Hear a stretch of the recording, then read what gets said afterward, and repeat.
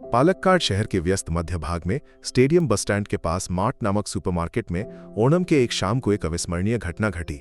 दुकान में लोग ओणम सांध्या के लिए सामान खरीदने में व्यस्त थे। कुछ लोग सब्जियां चुन रहे थे, कुछ फूल और मिठाइयां देख रहे थे। फ्रिज के मशीन की गुनगुनाहट, कैशियर की बीप ध्वनि और लोगों की बातचीत मिलकर एक व्यस्तता का ताल बना रहे थे। इस भीड़ में लक्ष्मी नाम की 60 के दशक के अंत में एक गृहिणी फलों के शेल्फ के पास खड़ी थी। हरी कॉटन साड़ी पहने, माथे पर कुमकुम लगाए और हाथ में बड़ी शॉपिंग टोकरी लिए वो 1 किलो आम चुनने की कोशिश कर रही थी।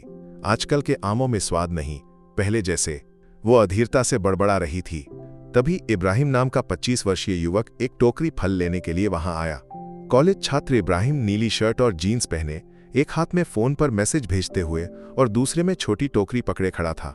उसने एक टोकरी आम लेने के लिए हाथ बढ़ाया और तभी चीजें बदल गईं। लक्ष्मी ने अचानक मुड़कर इब्राहिम को देखा। उनका चेहरा बदल गया, आंखें सिकुड़ गईं, होंठ कांपने लगे। इतनी जोर से बोली कि आसपास के लोग सुन सकें, तुम्हारे लोग यहाँ क्या करने आए हैं?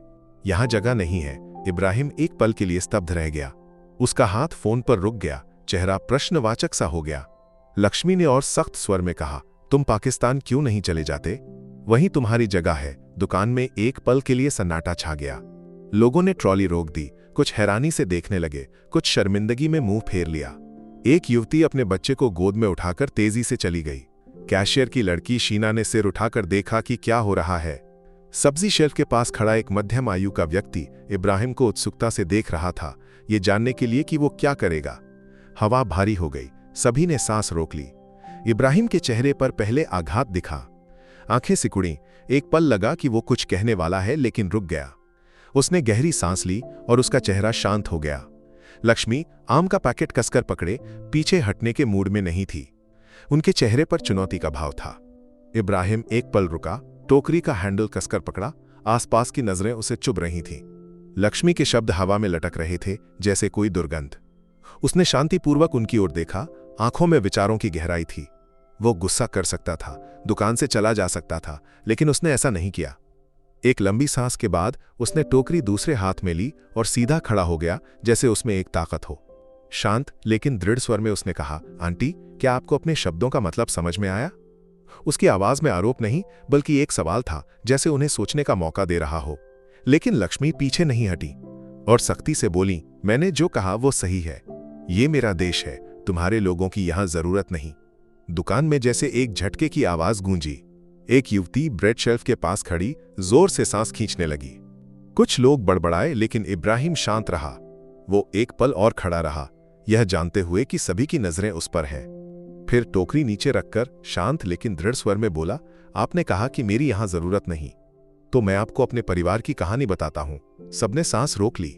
इब्राहिम ने जारी रखा, मेरे दादाजी हसन यहीं पालक्काड में पैदा हुए थे। वे एक किसान थे। इस मिट्टी में कड़ी मेहनत करके उन्होंने हमें पाला।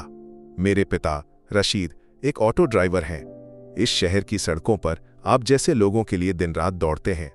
मेरी माँ एक शिक्षिका इस शहर के बच्चों को बिना जाति या धर्म देखे पढ़ाती हैं। उसकी आवाज शांत थी, लेकिन हर शब्द में ताकत थी। लक्ष्मी का चेहरा बदल गया, उनके होंठ कांपे, लेकिन वे चुप रहीं। इब्राहिम ने कहा, आप कहती हैं कि मुझे पाकिस्तान जाना चाहिए, लेकिन मेरा परिवार इस मिट्टी के लिए मेहनत करता है। वे इस देश का हिस्सा है, आपके परिवार की तरह ही। मैं यहीं पैदा हुआ, यहीं पला, ये मिट्टी मेरा घर है। दुकान में गहरी खामोशी छा गई। एक मध्यम आयु का व्यक्ति मछली विक्रेता राजन आगे आया और बोला, इसके शब्द सही हैं, हम सब एक हैं। एक बुजुर्ग महिला फ्रोजन फूड शेल्फ के पास से बोली, मेरे पिता स्वतंत्रता सेनानी थे, उन्होंने कहा था कि हमारा देश सबके लिए है। कैशियर की शीना ने जोर से कहा, इतने शांत तरीके से ऐसा जवाब देना कितना साहस चाहिए। तुम्हें, तुम्हारे लिए धन्यवाद। लक्ष्मी अब अकेली सी लग रही थीं, आम का पैकेट कसकर पकड़े हुए। उनके चेहरे पर शर्मिंदगी की छाया थी। उन्होंने कुछ कहने की कोशिश की, मेरा मतलब था, लेकिन शब्द नहीं आए।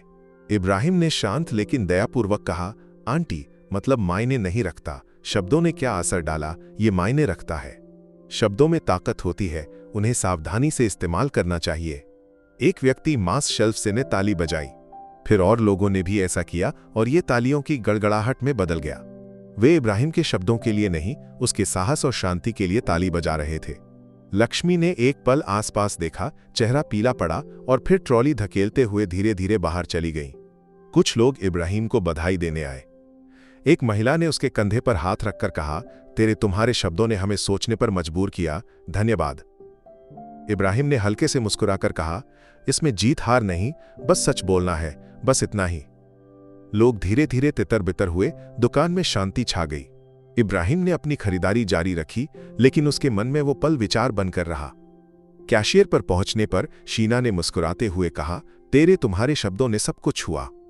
ऐसा साहस दुर्लभ है, इब्राहिम ने जवाब दिया। कभी कभी शांति ही सबसे बड़ा जवाब होती है। गुस्सा और दीवारें खड़ी करता है। उसी रात घर पर इब्राहिम ने अपने पिता को यह घटना बताई। रशीद एक शांत व्यक्ति ने ध्यान से सुना, फिर कहा, तुम्हारे शब्द एक बीज की तरह है। कुछ लोगों को इसे अंकुरित होने में समय लगता है। तुम्हारा साहस हम सबके लिए गर्व की बात है।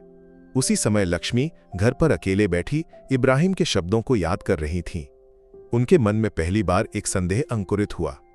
उन्होंने अपने पोते पोतियों के बारे में सोचा, उस देश के बारे में सोचा जिसमें वे बड़े हो रहे हैं।